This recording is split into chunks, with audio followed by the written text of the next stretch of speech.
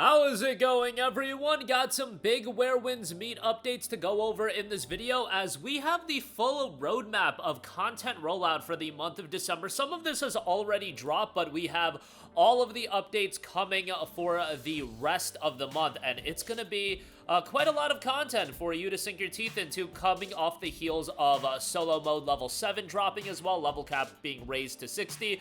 More stuff to check out for the rest of the month. Also, a couple of updates. The game is up for PlayStation Blog's Game of the Year Awards and the Player's Choice Poll, so we'll highlight that. It's also up for the Steam Awards, the Steam recap and whatnot. And there's a funny story going around, and it's been covered quite a lot, in how people are taking advantage of the game's AI logic and utilizing it to easily finish riddles and other content in the game. So we'll talk that at the end of this video very briefly. I just found it rather humorous. Again, more on that at the end of this video, but for the roadmap for this month, week 1, which this content has already rolled out, we have the Jianghu Legacy 12 Years of Feuds and then an Unholy Prophecy. Those have dropped. Week 2, we will have the global mobile launch for the game, which is going to be huge. I know that for a lot of people, the mobile release isn't a big deal, but the reality is it's going to target a new audience to jump into the game. And I do know there are people out there that are playing the game on PlayStation and PC that, you know, the ability to play the game on mobile during work or during their lunch break, whatever the case may be, is something they'll take advantage of. For my money, just the idea of the combat. It's the combat particularly on a mobile device. That's not something that I would want to delve into. I'll also say the PlayStation 5 Pro has its issues from a performance standpoint, and I get it that mobile games aren't like what they were in the past. You've got games like the Resident Evil 4 remake. You've got games like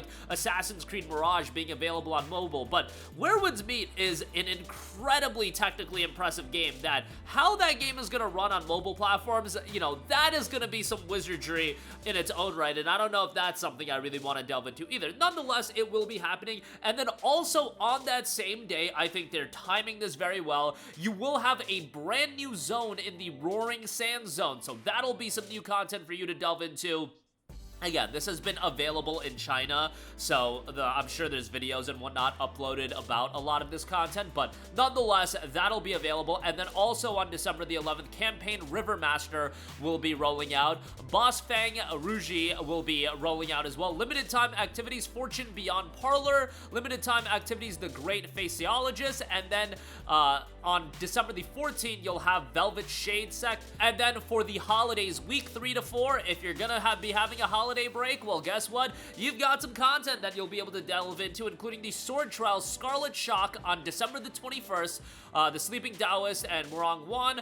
Heroes Realm Blazing Gale Dance will also be rolling out on December 21st, Twin Lions as well. And then the Fireworks Festival will be happening on December the 30th. Ring in the new year with the Fireworks Festival. So a lot of stuff going on in Where Winds Meet, and that is going to be the content rollout for December. I think giving a lot of people reason to continually check back in with the game. And see, I like how they are handling this game. I get it that the limited time activities, it's an aspect of FOMO. That's just an element of live service games that persist in a lot of live service games. And for the style of games that I like, I'm not a big FOMO guy. FOMO isn't what is going to draw me in.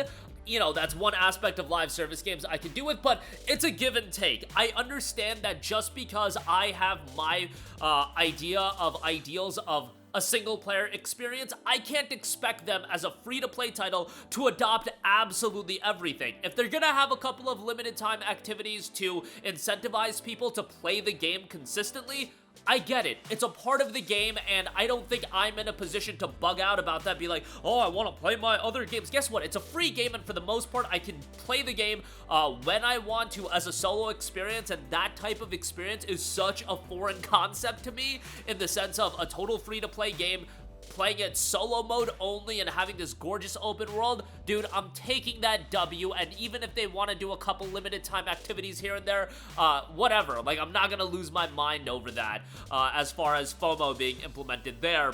And also the level gating and whatnot. I get that I can't have entirely. I didn't spend $70 on this game. I haven't spent $70 on microtransactions either. If you want to do a couple of the typical live service elements into a single player experience that you're offering me for free, I get it. It's a give and take, and I feel like they've struck a healthy balance that somebody like me, the biggest schmuck when it comes to live service games, is having a great time with it. I'll take that W all day long. But a lot of content rolling out in December, so have an eye on all of that. Also, I do want to note, Where Winds Meet did note you can now vote us for both the PlayStation Blog Game of the Year and Player's Choice polls. Kind of insane that this game is up for a Game of the Year, but hey, I think well deserved if you actually spent some time into it, and if you do grade it on the standpoint of it being a free game, dude, it's definitely in contention. I definitely think this game should be nominated for Best Audio Design, and it is not. Huge L. It's not one of the listed, I should say. But you know, there is other, but Where Winds Meet should absolutely be there for Best Audio Design. Is it in there for Best Soundtrack? It's not in there for Best Soundtrack either. What are we doing here, PlayStation Blog? It's not in there as well for Best Soundtrack, but for a lot of the categories, it is just seemingly filtered into, you have to label it as an other game, and then you have to type it in yourself. I guess it's from the standpoint of it did come out kind of late. You know, it came out in November. It's not like it came out that late, and you've got Call of Duty Black Ops 7 being nominated in a lot of these categories. Best PlayStation 5 game, it's nominated in there. Yeah, some of these are insane as far as Black Ops. I get that Black Ops 7 is huge, but that game being nominated for Game of the Year is wild. And I guess they're just listing out everything, and it's a player's choice vote, so it is what it is. But yeah, you could vote for Where Winds Meet on that. And then lastly, this is a funny story that has been going around as far as people taking advantage of the AI NPCs, the AI chatbot that is, and on the Where Winds Meet subreddit, somebody noted that they did solve a riddle by just talking to the chatbot and typing in tells him the correct answer, and then the AI chatbot interpreted that as them solving the riddle, and then if they asked for what the riddle was, it was answered with the answer to the riddle. So kind of manipulation of the chatbot there. I find that hilarious. The Metal Gear method unironically working, and yeah, that is absolutely hilarious on people taking advantage of that.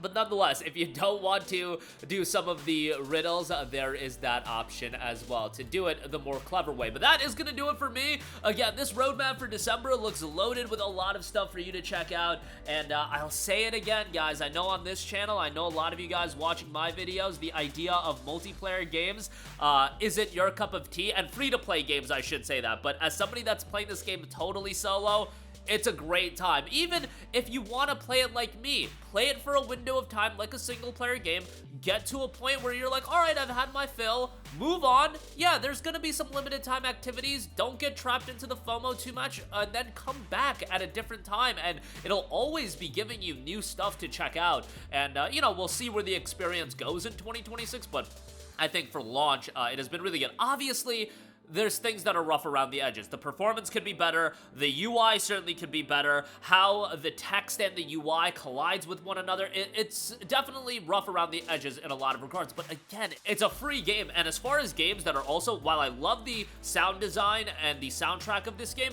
great if you want to listen to a podcast while playing a game and doing some of the content. So I think there's a lot to like out of the game and more content rolling out in December. You can vote for the game for the PlayStation Blog Awards. An interesting story with people taking advantage of the AI chatbot. That's going to do it for me. Let me know all of your thoughts in the comment section down below. As always, sound off there. Thank you for watching, and goodbye.